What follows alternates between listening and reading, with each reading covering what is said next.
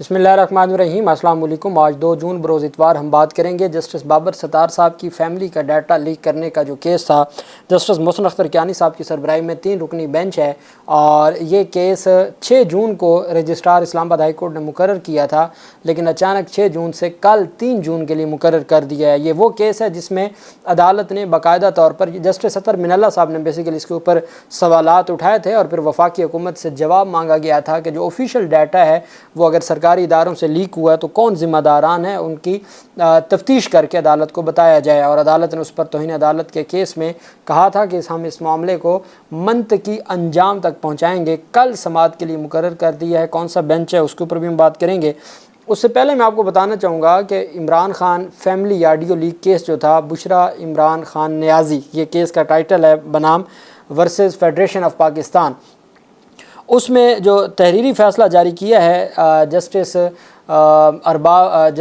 بابر ستار صاحب نے، انتہائی اہم ہے۔ 2 پیراگراف ہیں جو میں آپ کے سامنے پڑھ کے آپ کو میں بتاؤں گا کہ کس طریقے سے پاکستان کی تاریخ میں پہلی دفعہ ایسا کوئی فیصلہ یا ایسی کوئی کارروائی یا ایسی پروسیڈنگز شروع ہوئی ہے اور عدالت نے جو سرویلنس کا اختیار تھا یا سرویلنس کی جاتی تھی یا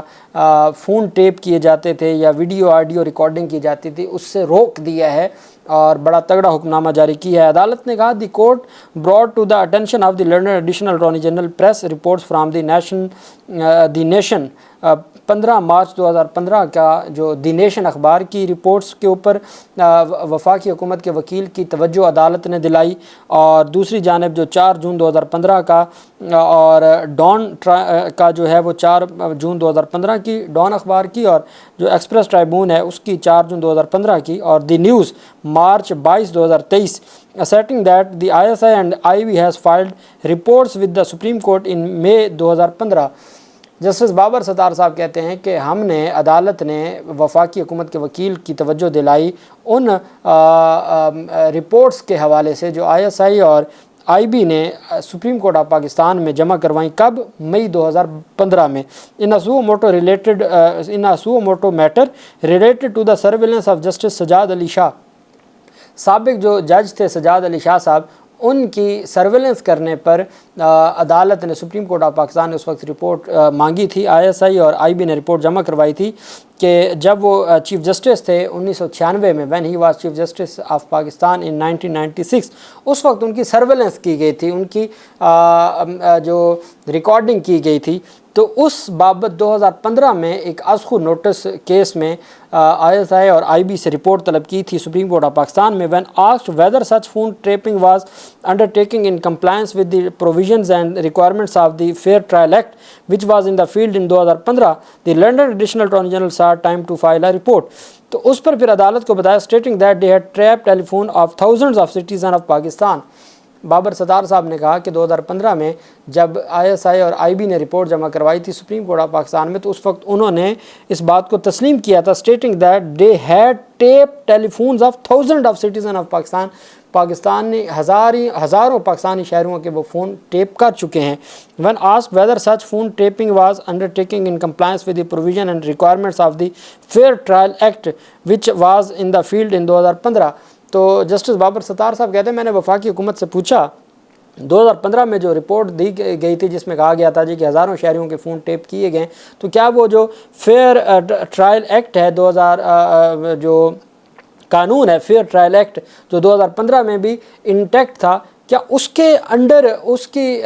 تحت یہ فون ٹیپنگ کی گئی تھی؟ تو کہتے ہیں کہ جی وفاقی حکومت کے وکیل نے کہا جی مجھے ٹائم دیں، میں عدالت کو اس حوالے سے آگاہ کروں گا۔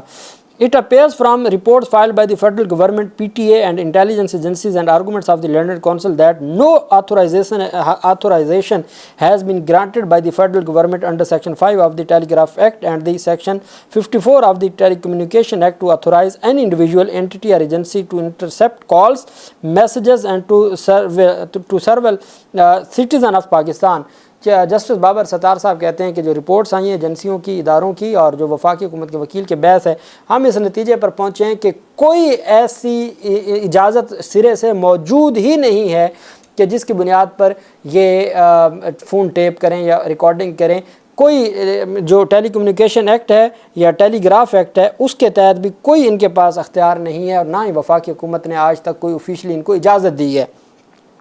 Doing so without authorization is an offence punishable with fine and a jail term under the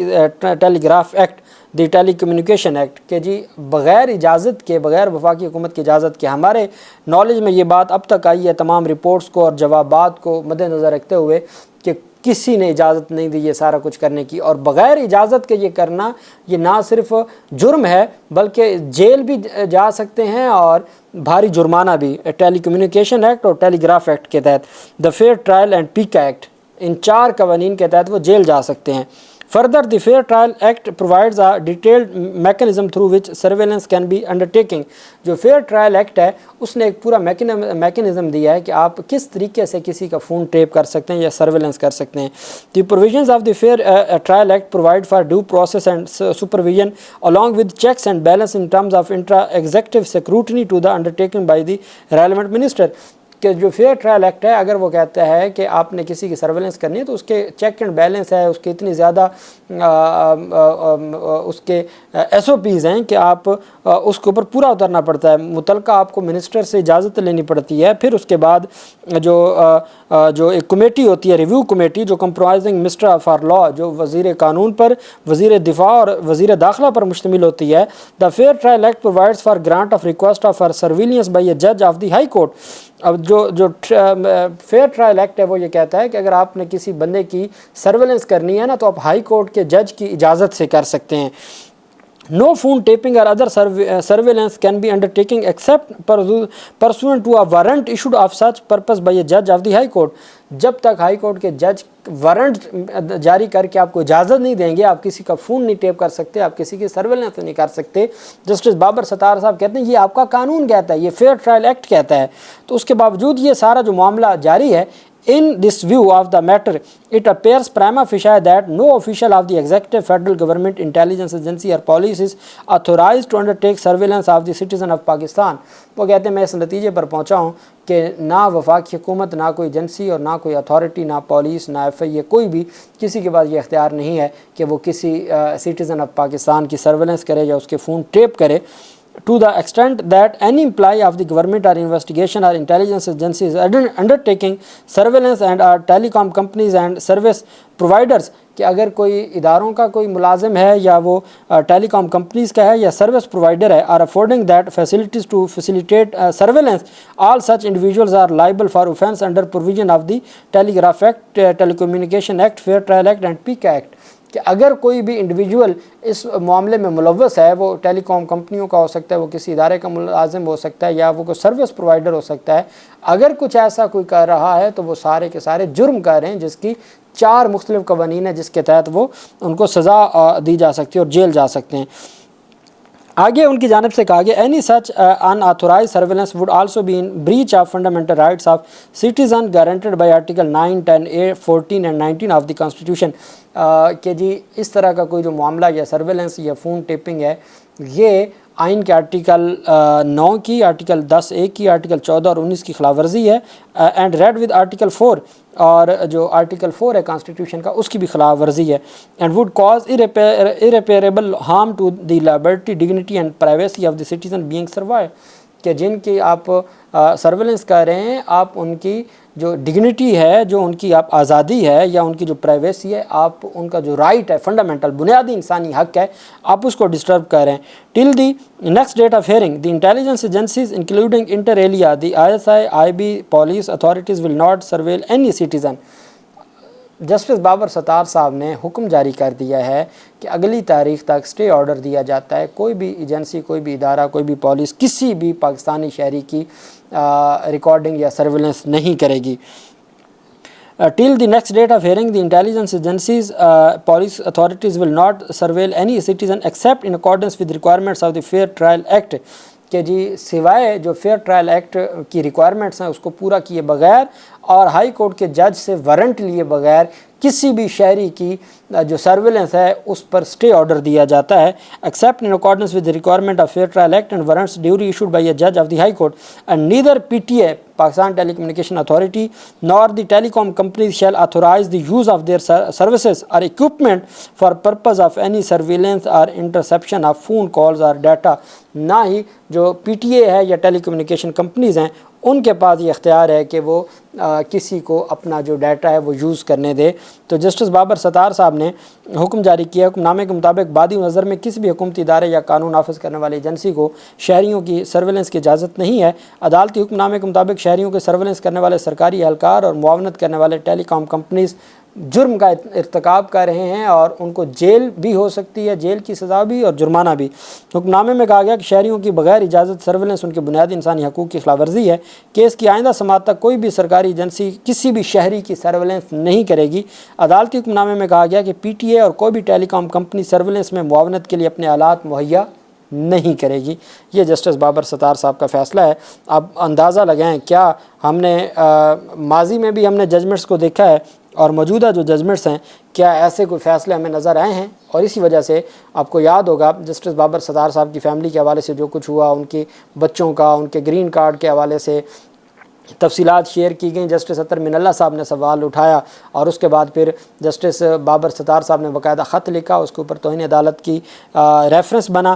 اس کا 3 رکنی بینچ بنا جسٹس محسن اختر کیانی صاحب کی سربراہی میں، جسٹس طارق جہانگیری اور جسٹس اعجاز اسحاق، سردار اعجاز اسحاق، یہ 3 رکنی بینچ بنا۔ 3 رکنی بینچ نے نوٹس کیا تھا اور اس میں ایف آئی اے کو اور تمام اتھارٹیز کو کہا تھا کہ سب سے پہلے 2 چیزیں ہیں کہ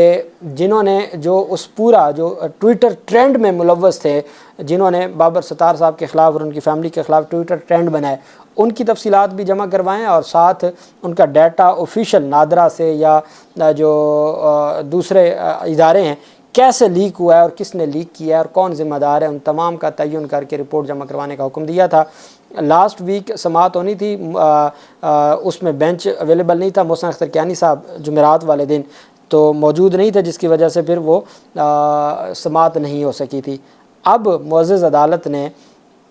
یہ سماعت رجسٹرار اسلام آباد ہائی کورٹ نے 6 جون کے لیے مقرر کی تھی، لیکن جو معزز بینچ ہے اس نے سماعت کل کے لیے مقرر کر دی ہے۔ 3/6 کو کل سماعت ہوگی اور کل بہت اہم اور بڑی سماعت ہونے جا رہی ہے۔ اللہ پاک پاکستان کا حامی و ناصر ہو۔ بہت شکریہ۔ اللہ حافظ۔ پاکستان زندہ باد۔